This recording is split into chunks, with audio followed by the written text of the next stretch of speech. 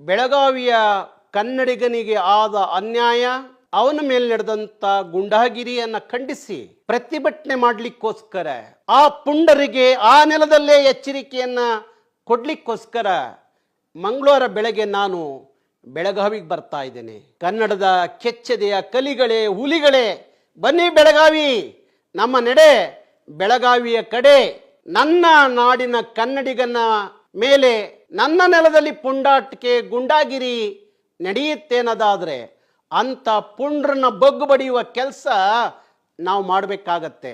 ಅದಕ್ಕೋಸ್ಕರ ಅಂಥ ಗೂಂಡಾಗಳನ್ನ ಮಟ್ಟ ಹಾಕ್ತಲೇ ಬಂದಿದ್ದೀವಿ, ನಾಳೆನೂ ಮಟ್ಟ ಹಾಕ್ತೀವಿ, ಬಿಡೋದಿಲ್ಲ. ಅದಕ್ಕಾಗಿ ನಾನು ಬೆಳಗಾವಿಗೆ ಮಂಗಳವಾರ ಹೊರಟಿದ್ದೀನಿ. ಮಂಗಳವಾರ ಬೆಳಗ್ಗೆ ಬೆಳಗಾವಿಯ ಕಡೆ ನನ್ನ ನಡೆಗೆ ಎಲ್ಲ ಕನ್ನಡದ ಕೆಚ್ಚೆದೆಯ ಹುಲಿಗಳು ಬೆಳಗಾವಿ ಕಡೆ ಬನ್ನಿ ಅಂತ ಹೇಳಿ ಕರೆ ಮಾಡ್ತಾ ಇದ್ದೀನಿ.